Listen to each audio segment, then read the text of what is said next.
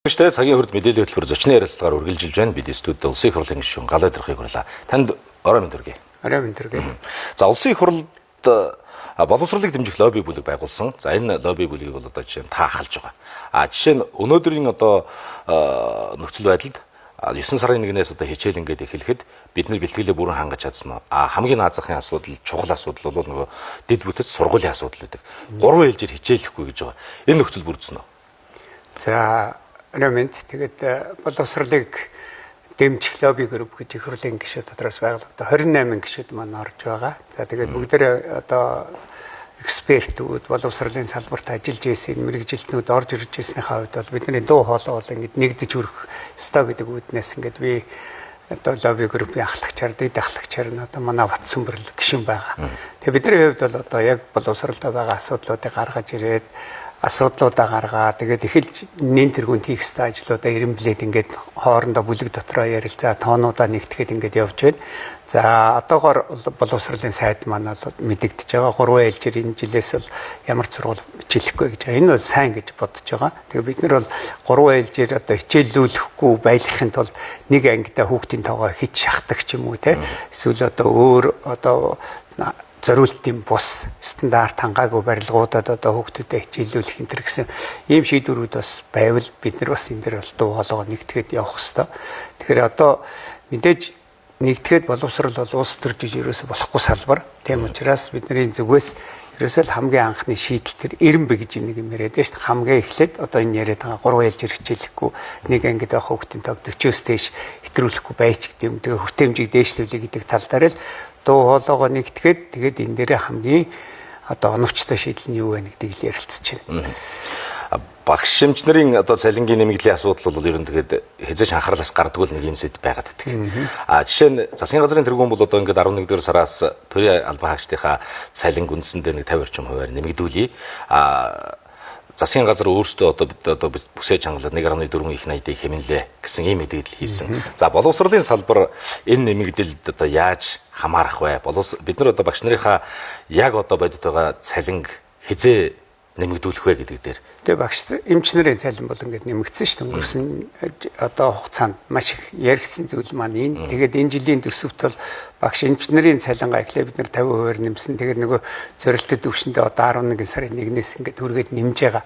За энэтэйгээ холбоотой бусад төрийн албан хаагчдынхыг ч гэсэн бас нэмж байна. Тэгэхээр тэр тооцоолыг бол нарийн мэдэхгүй байна. Одоо боловсролын салбарын маань нэмэгдэж байгаа. Нэмэгдлүүд бол төсөвт бол одоо 48% одоо ачаал авчирж яах гэсэн нарийн тооцооллуудыг гаргаад энийг бол шийдээд одоо нэг 2 цалин энэ яригдаад байсан шүү дээ. Тэгээ урамшууллын цалин, үндсэн цалин те нэмэгдэл цалин гэдгийг одоо тэрний балансыг бид нар барих хэрэгтэй гэдэг зарчмаараа цалин маань нэмэгдсэн.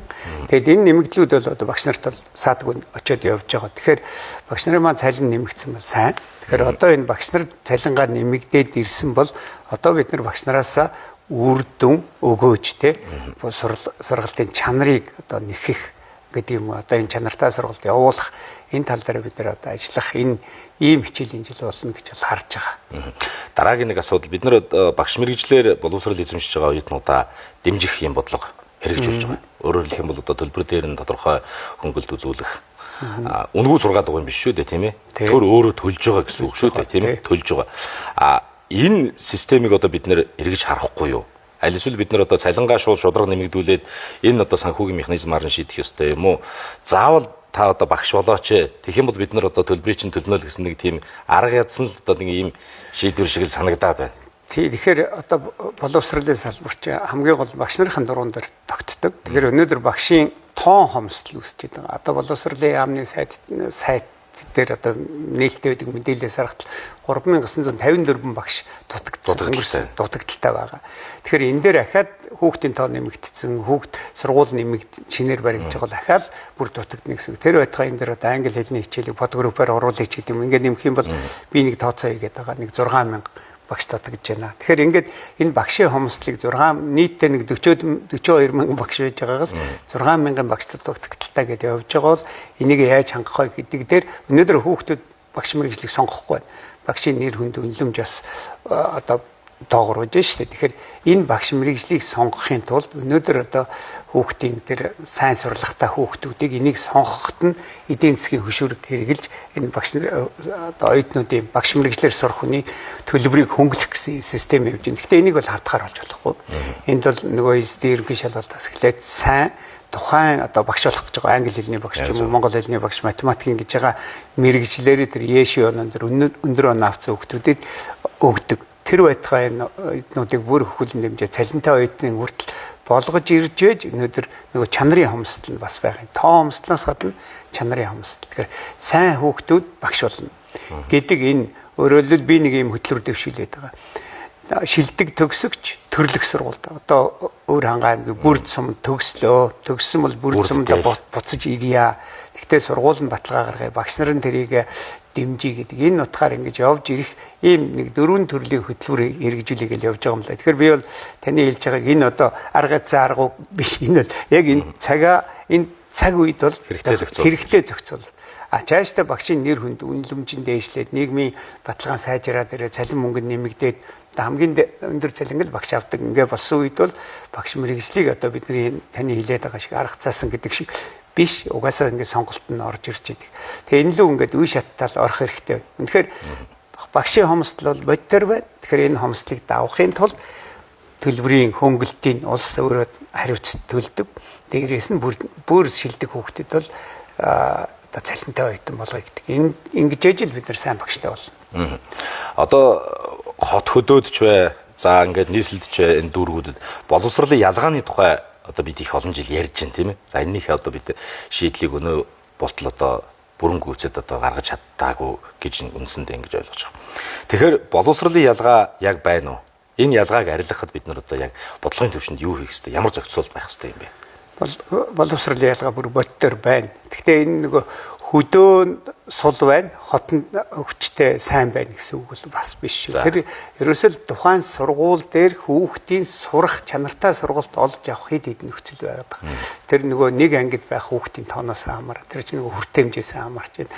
Тэнд зааж байгаа багшийн чанараас хамаарч байна. Тэгээд хичээлээс гадуурх үйл ажиллагаануудыг явуулах хүүхдийн төлөвшил хандлага, сургалтын үйл ажиллагаанд бол ерөөсөө зөвхөн хичээл сургалтын ажил биш. Энэ дээр бол хичээлээс гадуурх төлөвшил хандлагын асуудал их чухал байж байгаа. Одоо нийгэм яригдж сургуулиуд үе тэнгийн дээрлэлтээс ахуулаад сургууль дээр болж байгаа маш олон одоо сэрт хийлгсэн энэ асуудлууд хүүхд хооронд ёс зүй үү энэ асуудлууд байгаа бол энэ бүгдийг шийдэхийн тулд тэр орчин нөхцөлийг биелүүлэхээс багш нарыг аргахаас тэрнээс гадна хичээлээс гадуурх хөтөлбөр нь цогц байх гэдэг энэ олон зүйлийг л хаана бүрдүүлж чадчихвэн тэнд сургалтын чанар энэ яригдах хэрэгтэй байгаа. Тэгээс хөдөө болохоор л их муу байна гэдэг байгаа юм биш. Бид нар ч хөдөө орон нутагт ажиллаж байгаа, аймагт ажиллаж байгаа багш нарт бол нэг 20% нэмэгдэлтэй зэлэнгээ. Суманд очиод ажиллах юм бол бүр 40% нэмэгдэлтэй гэсэн.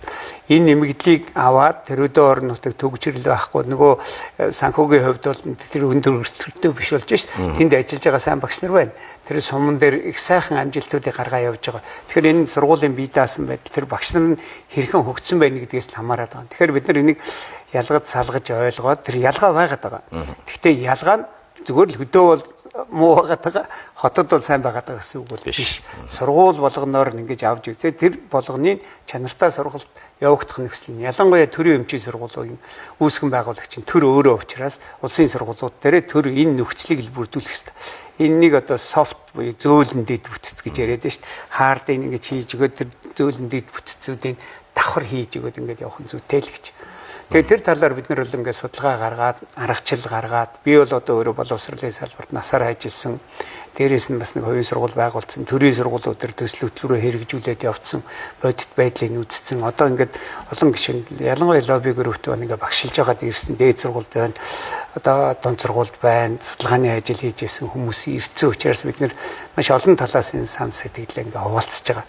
Энэ бол их үр дүнтэй байгаа. Бид нар боловсролын сайдыг одоо дуудаж ирж байгаад бид нар бас асуусан. За одоо яг ямар бодлого явуулах гэдэг. Та нарын тоо баримтууд судалгаа чинь юу байна? Элдийн ерөнхий шалгалтын энэ үнэлгээ дүн мэдээ та нар ямар анализ дүгнэлт хийж чаашид яах юм гээд.